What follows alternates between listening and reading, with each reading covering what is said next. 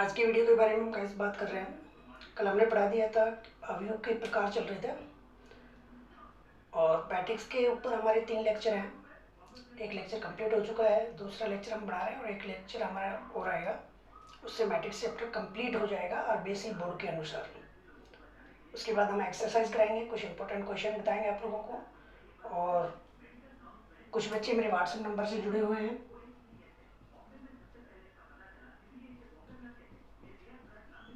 जिससे आप PDF format में अपने एक्सरसाइज का सॉल्यूशन फाइंड आउट कर सकते हैं और डायरेक्ट मुझसे कांटेक्ट भी कर सकते हैं। आपको कोई डाउट हो तो कॉल भी कर सकते हैं, कोई दिक्कत नहीं। तो अब देखिए कि आज हम सेकंड लेक्चर के अंदर बात कर रहे हैं। 5 टाइप हो चुके थे, हमारा 6 टाइप चल रहा था। शून्य अवयव। शून्य अवयव क्या होता है कि ऐसा अवयव जिसके सभी अवयव शून्य हो, ऐसा अवयव जिसके सभी अवयव शून्य हो, शून्य अवयव कहलाता है। शून्य अवयव के लिए ऑर्डर का इंपॉर्टेंस नहीं, यानी क्रम या कोटि का महत्व नहीं है। यानी क्रम 2/2 का भी हो सकता है, 2/3 का भी हो सकता है, 3/2 का भी हो सकता है, 3/3 का भी हो सकता है। तो शून्य अवयव को हम कैपिटल ओ से निरूपित करते हैं। किससे निरूपित कर रहे हैं? कैपिटल ओ से। जीरो नहीं है, किसी भी मैट्रिक्स को जीरो के इक्वल नहीं रख सकते हैं, यानी किसी भी रियल नंबर के इक्वल नहीं कर सकते हैं। तो ध्यान रखेंगे, जीरो नहीं है, जीरो एक रियल नंबर है, एक कैपिटल ओ है। शून्य अवयव को कैपिटल ओ से निरूपित करते हैं और ऐसा अवयव जिसके सभी अवयव शून्य हो, शून्य अवयव कहलाता है। तो यहाँ सभी अवयव जीरो है। ऑर्डर 2/2 का भी हो सकता है, 2/3, ऑर्डर का इंपॉर्टेंस नहीं है। अब हम बात कर रहे हैं वर्ग अवयव। वर्ग अवयव क्या होता है? ऐसा अवयव जिसमें पंक्तियों की संख्या स्तंभों की संख्या के समान हो। ऐसा अवयव जिसमें पंक्तियों की संख्या स्तंभों की संख्या के समान हो, वर्ग अवयव कहलाता है। यहाँ 2 एग्जाम्पल हम दे रहे हैं। पहला एग्जाम्पल है, इसमें 2 पंक्ति है, पहली पंक्ति दूसरी पंक्ति, पहला स्तंभ दूसरा स्तंभ, यानी 2 पंक्ति हैं और 2 स्तंभ हैं। यानी पंक्तियों की संख्या, पहली संख्या पंक्तियों की होती है और दूसरी स्तंभों की। तो पंक्तियों की संख्या स्तंभों की संख्या के समान है, तो पंक्ति की संख्या और स्तंभों की संख्या समान है, तो ये कौन सा अवयव कहलाएगा? वर्ग अवयव कहलाएगा। इसी तरीके से इसका क्रम है 3/3। ये वर्ग अवयव है और एक वर्ग के अंदर 2 विकर्ण होते हैं। तो यहाँ पर हम ये वाला जो विकर्ण है, इस विकर्ण को बोलते हैं मुख्य विकर्ण, प्रिंसिपल डायगोनल।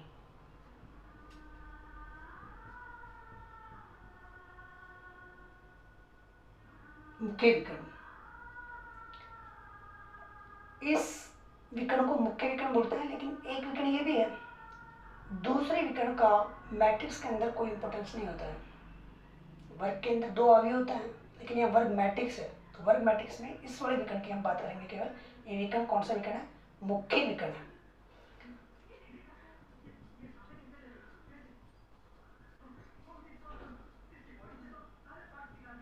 मुख्य विकर्ण के अवयवों के लिए आई बराबर जे, यानी मुख्य विकर्ण के अवयव जो होते हैं उनमें आई और जे का मान समान होता है। यहाँ पर देखिए आप लोग, फर्स्ट वैल्यू आई की होती है और दूसरी वैल्यू जे की वैल्यू होती है। तो यहाँ पर 1 1 इन दोनों वैल्यू सेम है, या 2 2 दोनों वैल्यू सेम है, या 3 3 दोनों वैल्यू सेम है। तो ऐसे अवयव जिनमें आई और जे का मान समान होता है, वो सभी अवयव मुख्य विकर्ण के अवयव कहलाते हैं। और मुख्य विकर्ण की बात केवल वर्ग अवयव में ही होगी, इसलिए ध्यान रखें।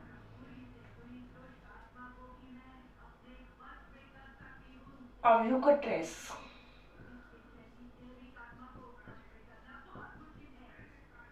अवयव का ट्रेस, ट्रेस ऑफ ए,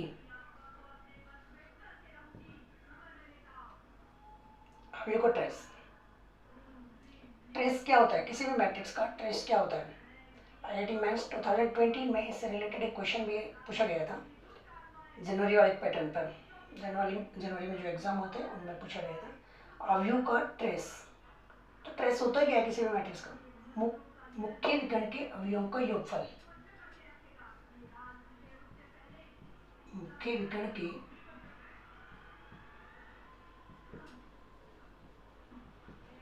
अवयवों का योग, मुख्य विकर्ण के अवयवों का योग क्या होता है? अवयव का ट्रेस होता है।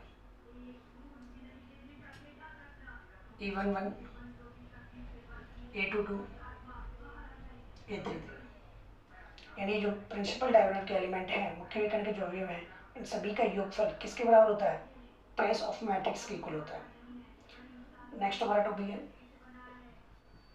इसी के अंदर पॉइंट संयुग्मी अवयव।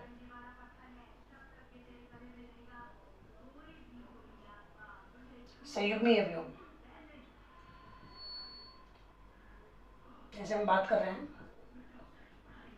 AIJ का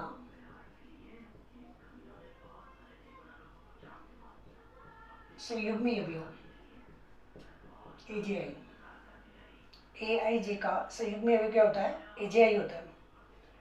यानी जैसे हम बात कर रहे हैं A12 का संयुग्मी अवयव A12, तो I और J की वैल्यू को इंटरचेंज कर रहे हैं हम, तो इसका संयुग्मी अवयव क्या हो जाएगा? A21। इस तरीके से मैं बात करूँ A13 का संयुग्मी क्या होगा? A31। तो ये हमारे पास वर्ग अवयव से रिलेटेड पॉइंट हमने लिखवा दिए हैं, शून्य में लिखवा दिए। तो हम आगे बढ़ रहे हैं।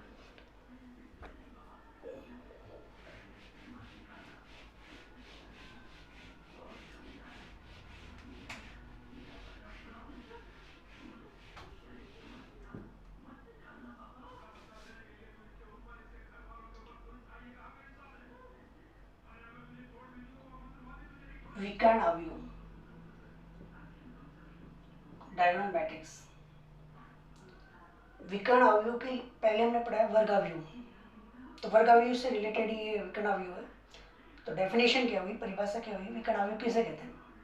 एक वर्ग अवयव विकर्ण अवयव कहलाता है यदि उसके मुख्य विकर्ण के अवयवों के अतिरिक्त शेष सभी अवयव शून्य हो।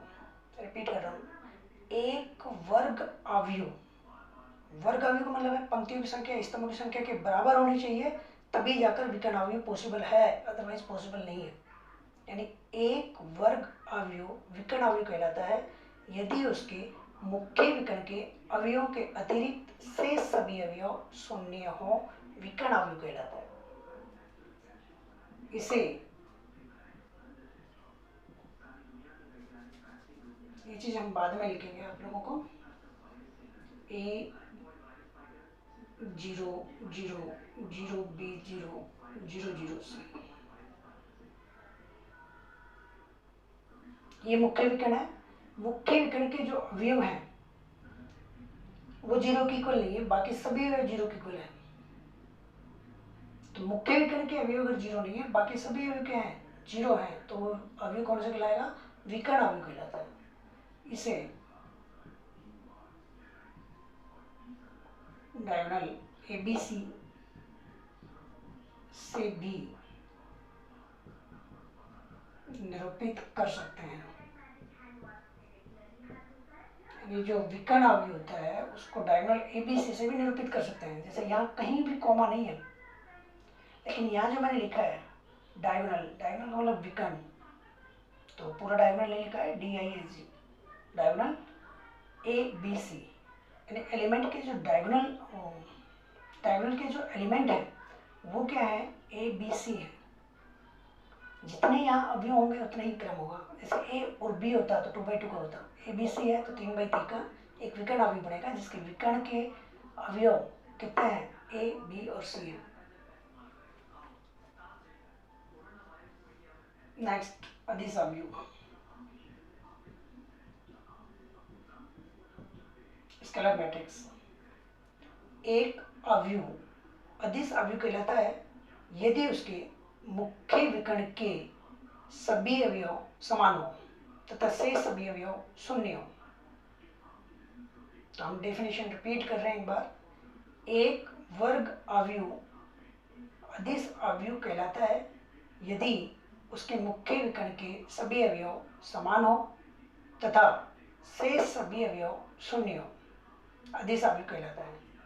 फॉर एग्जाम्पल,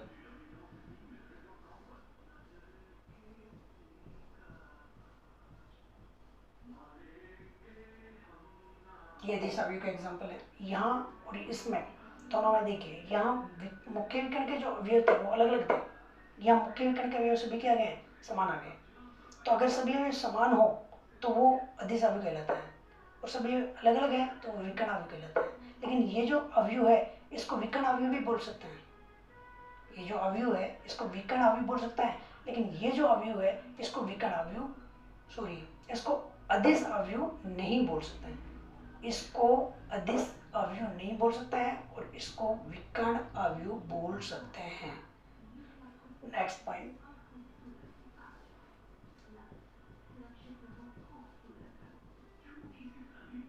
इकाई अवयव। इसे कैपिटल आई से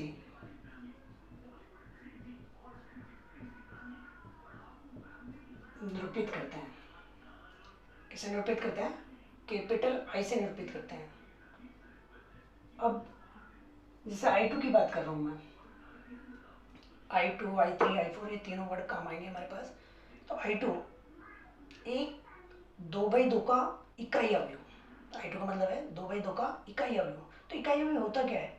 ऐसा अवयव जिसके मुख्य विकर्ण के सभी अवयव इकाई यानी एक हो, मुख्य विकर्ण के सभी अवयव एक हो तथा शेष सभी अवयव शून्य हो, इकाई अवयव कहलाता है। अब जैसे 2/2 का भी बन सकता है,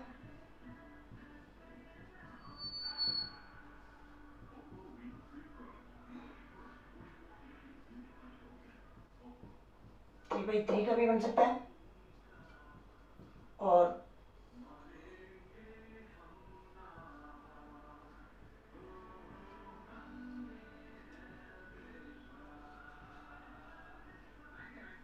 ये 4/4 का इकाई अवयव है। 4 पंक्ति 4 स्तंभ है और मुख्य विकर्ण के सभी अवयव इकाई हैं और शेष सभी अवयव शून्य हैं। तो ये 3 एग्जाम्पल मैंने इकाई अवयव के दिए, काम आते हैं क्वेश्चनों के अंदर बीच बीच में। सिंपल आई से भी डिनोट कर सकते हैं और I2, I3, I4 से भी डिनोट कर सकते हैं। 3.1 के अंदर क्वेश्चन भी है कि 4 कोटि का इकाई अवयव लिखो, तो ये आंसर आएगा उसका।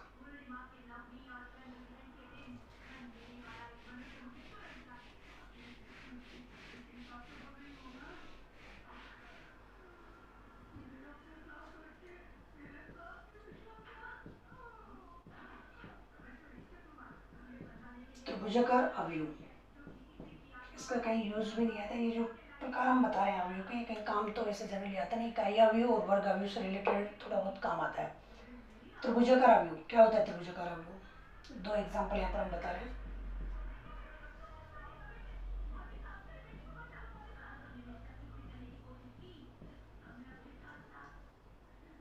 देखिए,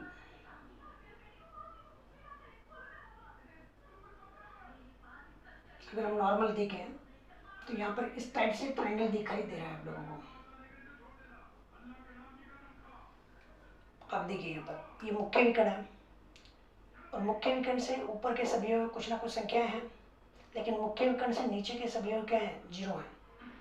तो मुख्य विकर्ण से नीचे के सभी अवयव अगर 0 हैं, जैसे यहाँ पर हमने ट्रायंगल बना दिया है, ये ट्रायंगल ऊपर की ओर दिखाई दे रहा है, मुख्य विकर्ण से ऊपर की ओर दिखाई दे रहा है, तो इसे बोलेंगे ऊपरी त्रिभुजाकार अवयव।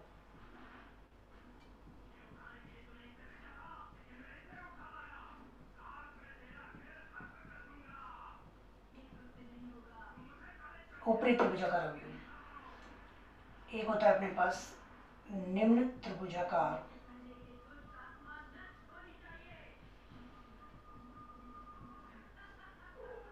अवयव।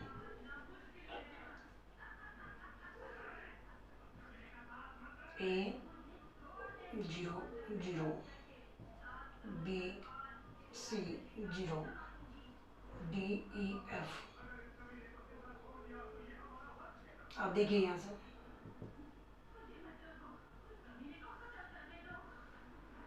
यानी अगर हम जो अवयव हैं, 0 के अलावा जो अवयव हैं, इनको अगर ज्वाइन करेंगे, मिलाएंगे, तो ऐसे ट्रायंगल बनेगा।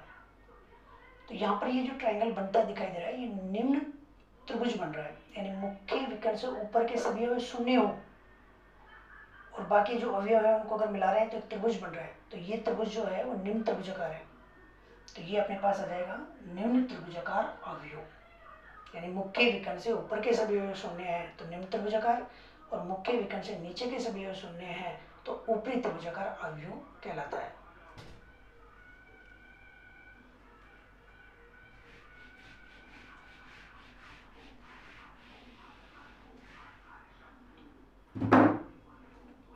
टॉपिक हम ले रहे हैं अवयवों का गुणा।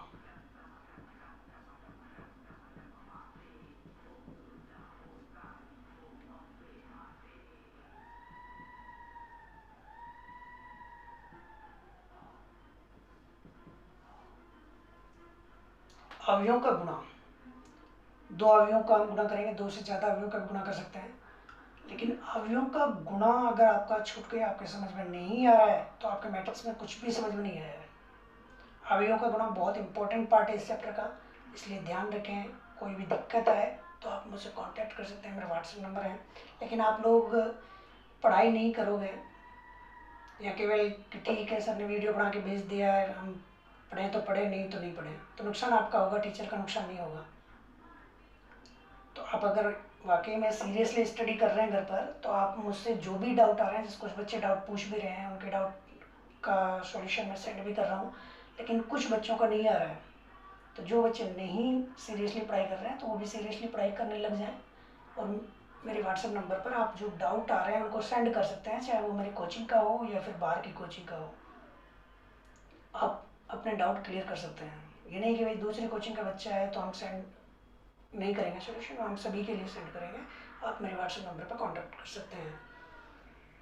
अवयव का गुणा सबसे ज़्यादा इंपॉर्टेंट पार्ट है मैट्रिक्स के अंदर। दो अवयवों का गुणा तभी संभव है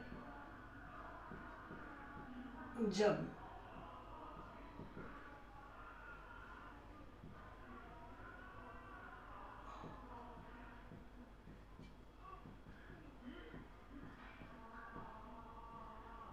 दो अवयवों का गुणा तभी संभव है जब प्रथम अवयव के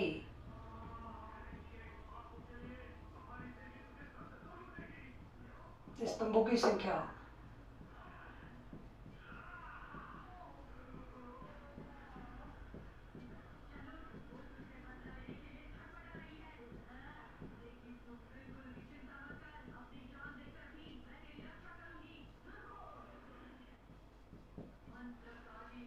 दो अवयवों का गुणा कब पॉसिबल है, पहले ये चीज समझना बहुत जरूरी है। तो दो अवयवों का गुणा तभी संभव है जब प्रथम अवयव के स्तंभों की संख्या दूसरे अवयव के पंक्तियों की संख्या के समान हो, तभी जाकर दोनों अवयवों का गुणा पॉसिबल है, अदरवाइज उनका गुणा पॉसिबल नहीं होगा। ये चीज माइंड में फिट कर लें।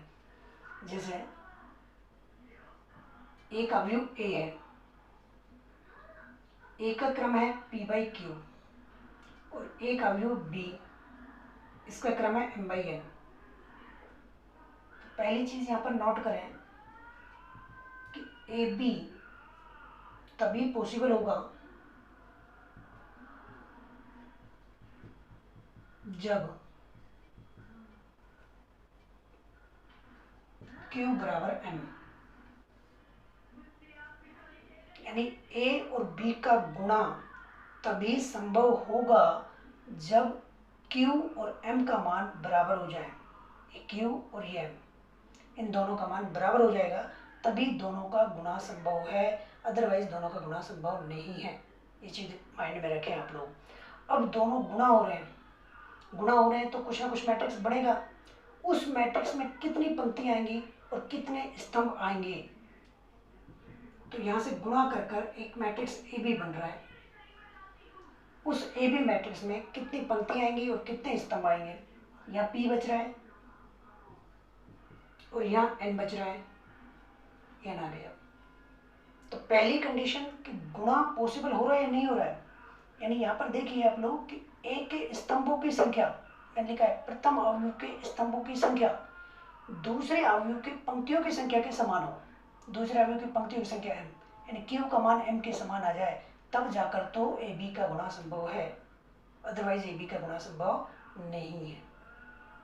अब आप देखिए a और b गुणा हो गए, तो गुणा होकर उसमें कितनी पंक्ति आएंगी और कितने स्तंभ आएंगे, इधर बच रहा है p और इधर बच रहा है n, तो p तो पंक्ति आएंगी और n स्तंभ आएंगे।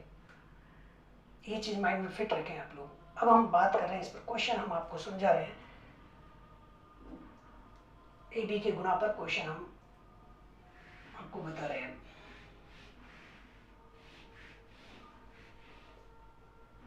पर 1 नंबर में क्वेश्चन बनता है, और ये तो बहुत इंपॉर्टेंट पार्ट है।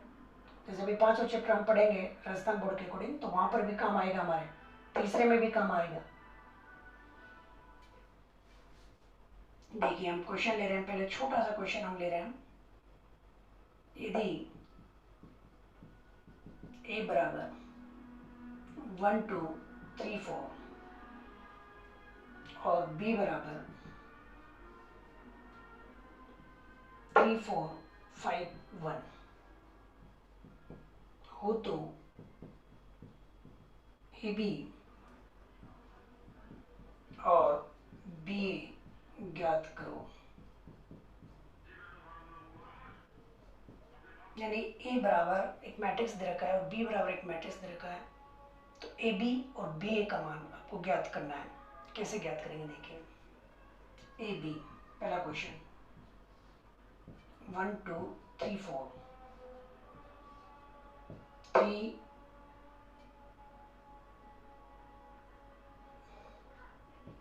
4 5 1।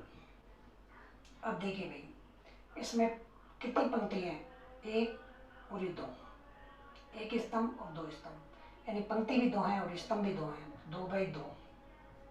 इसमें भी पंक्ति 2 है और स्तंभ भी 2 है। तो यहाँ पर देखिए भाई कि ये 2 इस 2 के बराबर आ रहा है, यानी अपने पास स्तंभों की संख्या, मैंने भी जो डेफिनेशन लिखवाई है कि पहले वाले मैट्रिक्स में स्तंभों की संख्या दूसरे वाले मैट्रिक्स में पंक्तियों की संख्या के समान आनी चाहिए। तो 2 के समान आ रहा है। तो अब आप देखिए कि हमारे पास ए और बी मल्टीप्लाई होकर एक मैट्रिक्स बनेगा। उस मैट्रिक्स में कितनी तो पंक्ति आ रही है, यहाँ कितना बच रहा है 2 तो पंक्ति आएंगी, और यहाँ कितना बच रहा है 2 स्तंभ आएंगे। यानी इन दोनों को गुणा करने पर 2 पंक्ति और 2 स्तंभ भी आ रहे हैं। तो अब 2 बाई 2 का एक मॉडल तैयार कर लीजिए मैट्रिक्स का, A11 A12 A13।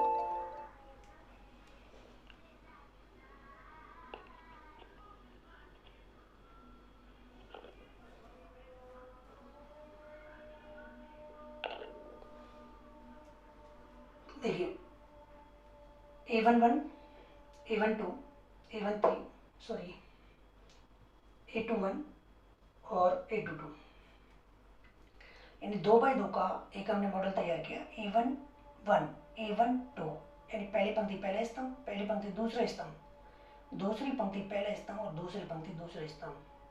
3 का नाम ही नहीं आना चाहिए। जैसे A13 पहली पंक्ति तीसरा स्तंभ, तो तीसरा स्तंभ तो आएगा ही नहीं क्योंकि 2 स्तंभ है हमारे पास। ये चीज़ माइंड में रखें, पहले हम बता भी चुके हैं ये सब चीज़ें। तो अब देखिए कि पहला व्यू जो है हमारे पास A11 किससे बन रहा है, पहली पंक्ति से और पहले स्तंभ से, पहली पंक्ति और पहला स्तंभ। तो इधर से पहली पंक्ति ले रहे हैं हम और इधर से पहला स्तंभ ले रहे हैं। थोड़ा सा ध्यान देने की चीज़ है ये, क्वेश्चन हमें 2-3 क्वेश्चन हम कराएंगे तो आराम से क्लियर हो जाएंगे। पहली पंक्ति और पहला स्तंभ यानी 1 था, यहाँ पहले मैट्रिक्स से पहला 1 पहली पंक्ति और दूसरे से 1 पहला स्तंभ, यानी इधर से पंक्ति लेंगे और इधर से स्तंभ लेंगे। पहला व्यू से गुणा किया 1 × 3 बीच में प्लस, दूसरा व्यू से गुणा किया 2 × 5। अब आप देखिए 1 2 यानी पहले 1 आ रहा है तो ये इधर से पहली पंक्ति और इधर से 2 दूसरा स्तंभ, तो 1 × 4 प्लस 2 × 1, तो ये पहली पंक्ति कंप्लीट हो चुकी है। अब यहाँ देखिए 2 1 पहला नंबर 2 आ रहा है तो इधर से 2, इधर से पंक्तियाँ लेते हैं, दूसरी पंक्ति और यहाँ 1 पहला स्तंभ, तो दूसरी पंक्ति और पहला स्तंभ, पहला व्यू पहले से और दूसरा दूसरे से, तो 3 × 3 प्लस 4 × 5, फिर 2 2 यानी दूसरी पंक्ति और दूसरा स्तंभ, दूसरी पंक्ति और दूसरा स्तंभ, तो 3 4 से गुणा होगा प्लस 4 × 1। तो अब देखिए कि आपके पास मैट्रिक्स तैयार हो रहा है। 3 × 1 3 और 5 × 10 4 + 2 9 + 20 12 + 4। तो ये मैट्रिक्स हमारे पास बन चुका है 13 6 29 और ये 16। ये हमारे पास ए बी की वैल्यू आ चुकी है। मेरे हिसाब से कोई दिक्कत नहीं आई होगी, आराम से समझ में आ जाएगा। अब हम इसी में बी ए फाइंड आउट कर रहे हैं।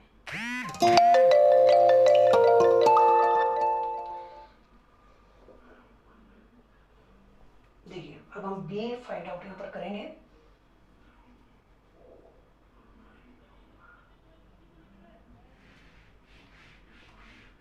क्वेश्चन हमारा यही है,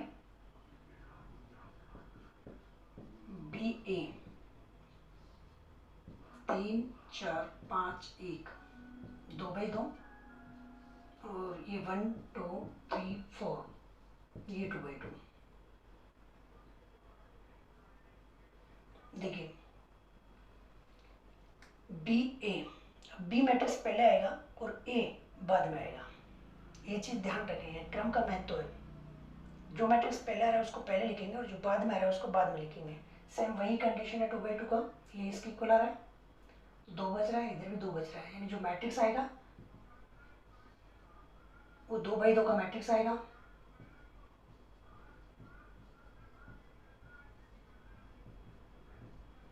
अब आप देखिए यहाँ से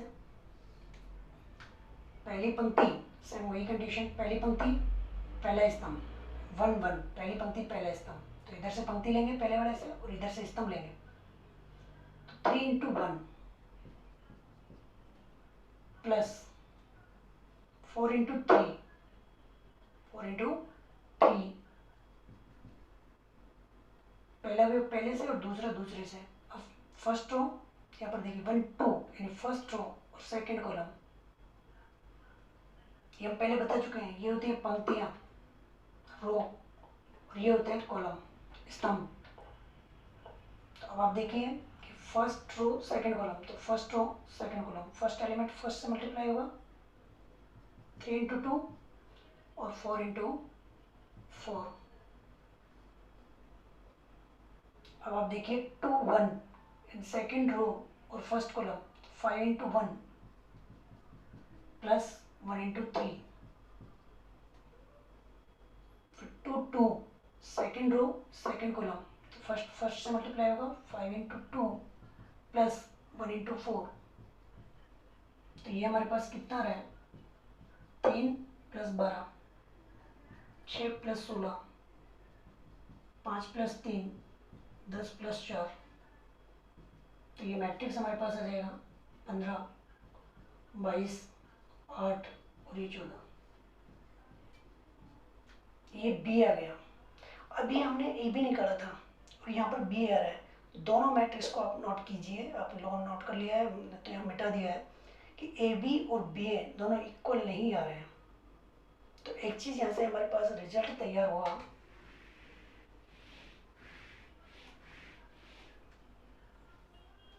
point number first, A B is not equal to B A. इसका मीनिंग क्या है, ए बी और बी इक्वल नहीं है, क्या कह रहा है ये चीज, अवयव के गुणा में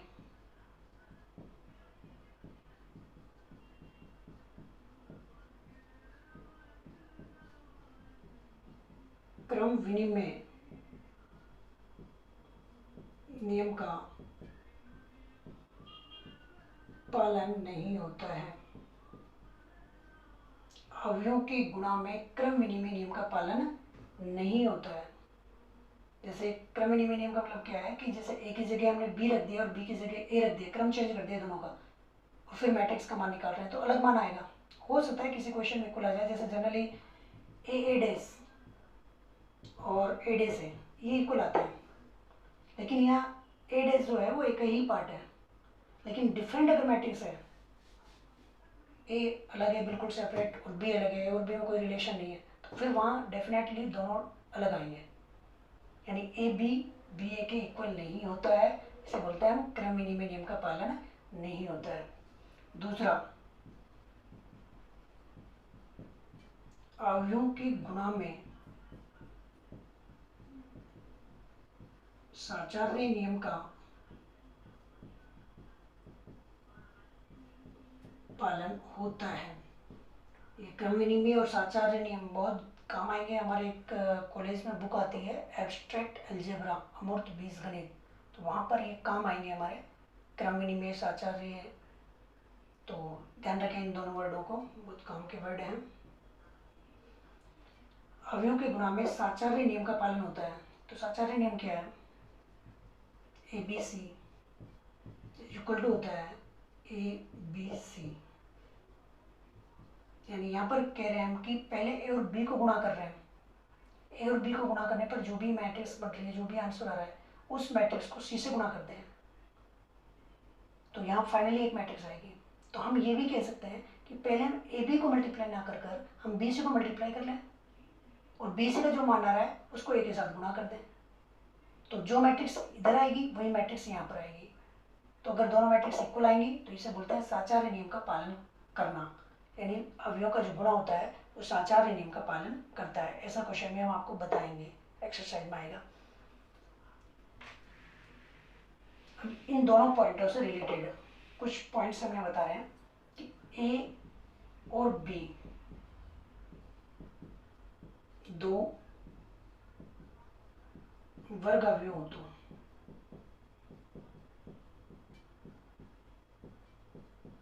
समान क्रम की हम बात कर रहे हैं। ए और बी दो वर्ग अवयव हैं और समान क्रम के वर्ग अवयव हैं।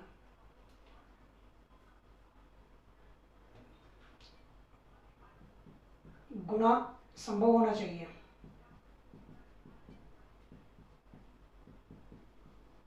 भाई समान क्रम के तो हैं, लेकिन ये भी कंडीशन है कि उनका गुणा पॉसिबल होना चाहिए। ए और बी दो वर्ग अवयव है, किस तरीके से वर्ग अवयव है कि उनका गुणा जो है वो संभव होना चाहिए। तो आप यहाँ पर देखिए कि a प्लस बी का whole square, a plus B का होल स्क्वायर आप लोगों ने पढ़ा है A square plus 2ab plus B square, लेकिन ये यहाँ पर गलत है, ये सही नहीं है। वो वास्तविक संख्याओं के लिए होता है, a प्लस बी का होल स्क्वायर बराबर होता है A square plus 2ab plus B square. ये फॉर्मूला केवल वास्तविक संख्याओं के लिए है, लेकिन यहाँ वास्तविक संख्या की बात नहीं कर रहे हैं हम, या किसकी बात कर रहे हैं? अवयवों की। तो अवयवों में ये फॉर्मूला गलत हो जाता है। तो a प्लस बी का whole square is not equal to A square plus 2ab plus B square.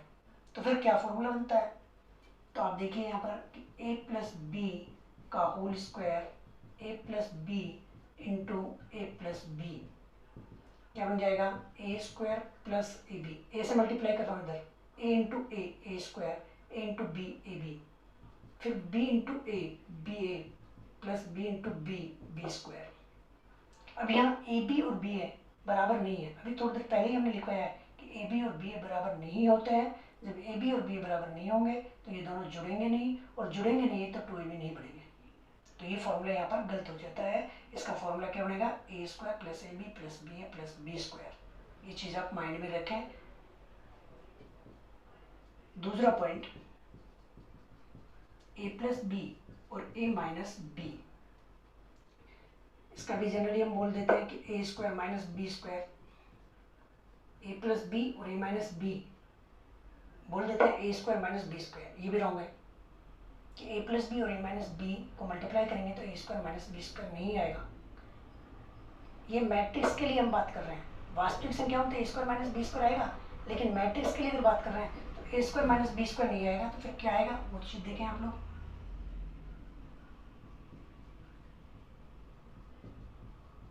देखिए ए से मल्टीप्लाई कर रहे हैं, A into A square, A into B minus A B A और b इंटू बी माइनस का B square. तो यहाँ पर ए बी और बी दोनों डिफरेंट है, दोनों अलग अलग हैं। अलग अलग हैं तो कटेंगे नहीं, कैंसिल नहीं होंगे। जब कैंसिल नहीं होंगे तो फिर A square minus B square नहीं बनेगा। इसका मतलब फॉर्मूला क्या बना? A square minus A B plus B A minus B square.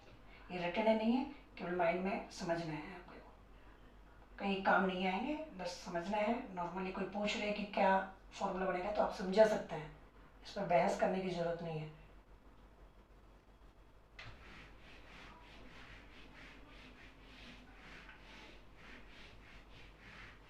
एक लास्ट क्वेश्चन और हम आपको समझा रहे हैं और उसके बाद मैट्रिक्स के गुणा पर कल हम तीसरे लेक्चर के अंदर अवयवों का गुणा और ट्रांसपोज ऑफ मैट्रिक्स के बारे में बताएंगे। वो लेक्चर थोड़ा सा हम बढ़ा लेंगे और आज का लेक्चर इस क्वेश्चन के साथ हम खत्म करेंगे।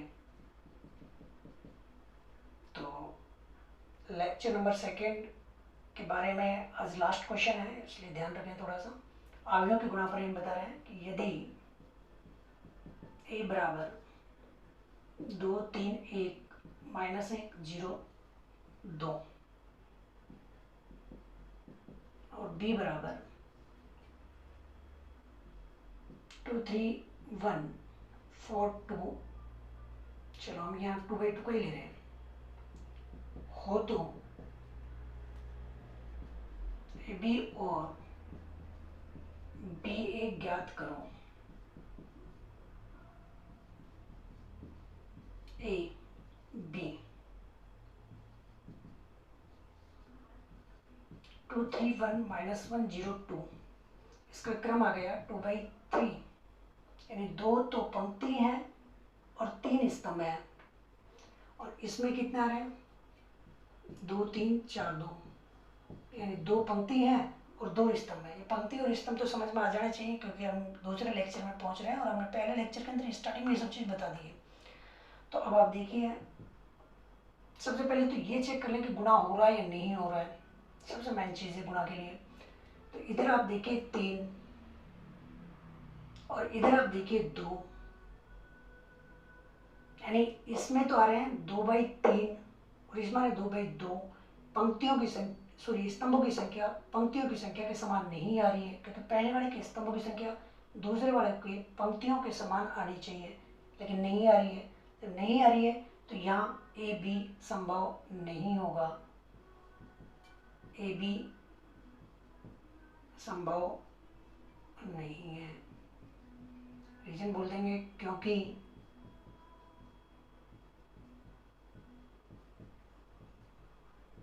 प्रथम अवयव की स्तंभ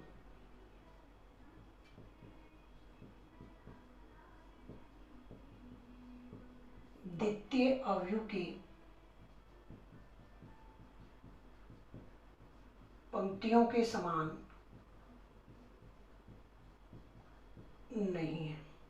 ए बी संभव नहीं है। क्यों संभव नहीं है? क्योंकि प्रथम अवयव के स्तंभ, प्रथम अवयव के स्तंभ कितने हैं 3, द्वितीय अवयव की पंक्ति 2 के समान नहीं है। बी ए, अब बी को पहले लिखेंगे 2 3 4 2 और ए को बाद में लिखेंगे 2 3 1 -1 0 2। यहाँ देखिए भाई 2/2 और यहाँ देखिए 2/3। अब आप देखिए कि इसके स्तंभों की संख्या इसके पंक्तियों की संख्या के समान आ रही है। इसके स्तंभों की संख्या इसके पंक्तियों की संख्या के समान आ रही है। समान आ रही है तो गुणा पॉसिबल है। तो पॉसिबल है तो कैसे ज्ञात करेंगे? अब ये लिखने की जरूरत नहीं है कि भाई बी ए का गुणा संभव है। आप लिखना चाहो तो लिख सकते हो, अदरवाइज नहीं लिखना चाहो तो कोई दिक्कत नहीं है, इसके नंबर नहीं कटेगा। अब देखिए कि इधर 2 बच रहा है और इधर 3 बच रहा है, तो यहाँ पर जो मैट्रिक्स आएगा दोनों को गुणा करने पर वो कितने का आएगा भाई? 2/3 का आएगा। कितने का आएगा? 2/3 का। कुछ स्टूडेंट की कंप्लेंट भी आई थी कि सर आपकी शक्ल नहीं दिख रही है, तो शक्ल देखने की जरूरत नहीं है, आप बोर्ड देखिए, है ना। बोर्ड पे पूरा समझ में आना चाहिए, मेरी शक्ल मत देखिए, बोर्ड का पूरा समझ में आना चाहिए। अगर समझ में नहीं आ रहा है तो आप मुझसे कॉन्टेक्ट कर सकते हैं। वो है मेन चीज़, सर की शक्ल दिखे या ना दिखे उससे कोई लेना देना नहीं है भाई, है ना। पढ़ाई करना है, लॉकडाउन का टाइम है, वैसे ही परेशान हाल। देखिए भाई, अब आपके पास दोनों को गुणा करेंगे तो 2 पंक्ति और 3 स्तंभ, 2 पंक्ति 2 बच रहा है और इधर 3 बच रहा है, 2 पंक्ति और 3 स्तंभ आएंगे। तो अब आप देखिए 2 पंक्ति और 3 स्तंभ का एक मॉडल तैयार कर रहे हैं। A11, 2 पंक्ति और 3 स्तंभ A12, अब स्तंभ 3 है A13, A21, A22, A23, ये अपने पास आ रहा है।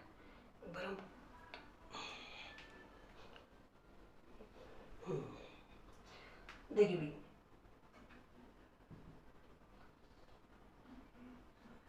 देखिए 1 1 1 1 का मतलब क्या है कि इधर से पहली पंक्ति लेंगे और इधर से पहला स्तंभ लेंगे, पहली पंक्ति और पहला स्तंभ। तो पहला अवयव से मल्टीप्लाई होगा 2 गुणा 2 प्लस दूसरा अवयव, बीच में यहाँ प्लस आता है, ये चीज ध्यान रखें। पहला अवयव से बीच में प्लस, फिर दूसरा अवयव दूसरे अवयव से मल्टीप्लाई होगा, तो यहाँ दूसरा अवयव दूसरे अवयव से, यानी पहली पंक्ति पहला स्तंभ कंप्लीट हो चुका है, पहली पंक्ति दूसरा स्तंभ, तो पहली पंक्ति और ये दूसरा स्तंभ 2 गुणा 3 प्लस 3 गुणा 0। अब पहली पंक्ति और ये तीसरा स्तंभ, तो 2 गुणा 1 प्लस 2 गुणा 1, पहला अवयव से, दूसरा अवयव से, 3 गुणा 2। क्लियर है भाई? अब आ जाइए 2 1, दूसरी पंक्ति और पहला स्तंभ, तो दूसरी पंक्ति और पहला स्तंभ 4 गुणा 2 प्लस दूसरा अवयव से 2 गुणा -1, दूसरी पंक्ति और दूसरा स्तंभ, टोटो का मतलब है दूसरी पंक्ति और दूसरा स्तंभ, तो 4 गुणा 3 प्लस 2 गुणा 0, फिर 2 3 दूसरी पंक्ति और तीसरा स्तंभ, तो 4 गुणा 1 प्लस 2 गुणा 2। अब इनको सोल्व कर दीजिए। देखिए भाई ऊपर का कंप्लीट हो चुका है आपका, अब हम इसको मिटा रहे हैं। यहाँ ए बी संभव नहीं आ रहा था, बी ए संभव आ रहा है, तो अभी हमने थोड़ी देर पहले कहा था कि ए बी और बी इक्वल नहीं होते हैं, कहीं संभव होगा कहीं नहीं होगा। देखिए भाई, तो ये बी ए फाइनल मैट्रिक्स हमारे पास आ चुका है। कितना है? 2 गुणा 2 4 -3, 3 दूनी 6 प्लस 0, 2 प्लस 6 8 -2 12 प्लस 0 4 प्लस 4 1 6 8 6 12 8, ये हमारा आंसर आ चुका है। तो ये बी ए मैट्रिक्स आ चुका है। तो 2 क्वेश्चन हमने अवयवों के गुणा पर बताए। कल और क्वेश्चन हम अवयवों के गुणा पर ही बताएंगे नेक्स्ट लेक्चर के अंदर, और आगे हम बताएंगे ट्रांसपोज ऑफ द मैट्रिक्स। कोशिश करेंगे कि कल के लेक्चर में हम इस चैप्टर को फिनिश करें। अब कुछ स्टूडेंट ऐसे भी हैं जो आईआईटी लेवल की तैयारी कर रहे हैं, इन वीडियो को हो सकता है देखें, तो ये आईआईटी के लेवल पर लेक्चर नहीं है, मैं बता देता हूँ अभी, ना ही एनसीईआरटी के लेवल पर है। ये आरबीएससी पैटर्न पर लेक्चर बनाए गए हैं आरबीएससी बोर्ड के बच्चों के लिए। हाँ, अगर किसी को एनसीईआरटी लेवल का या फिर मेंस के लेवल का आगे पढ़ना है तो हम इंग्लिश के लेक्चर अभी बनाएंगे, कुछ दिन में हम इंग्लिश के लेक्चर अपलोड करेंगे इंग्लिश मीडियम वाले बच्चों के लिए। तो वहाँ पर आपको पूरी एनसीईआरटी लेवल या और मेंस लेवल पर बताया जाएगा, और लास्ट में पुराने एग्जाम के आए हुए क्वेश्चन भी हम पीडीएफ फाइल दे देंगे। आप मेरे नंबर पर कांटेक्ट कर सकते हैं, कांटेक्ट करेंगे तभी मिलेंगे भाई, वैसे नहीं मिलेंगे आप लोगों को। कुछ बच्चे सोच रहे हैं कि वीडियो तो आ ही रहे हैं हमारे पास, सॉल्यूशन कर लेंगे, कर लोगे अच्छी बात है, बट अगर फिर भी किसी को डाउट हो तो आप मुझे कांटेक्ट करें। अब नहीं कर रहे हैं, केवल मन मस्ती में मस्त है, तो वो अपनी मस्ती में मस्त रहे, कोई दिक्कत नहीं है। जय हिंद, जय भारत।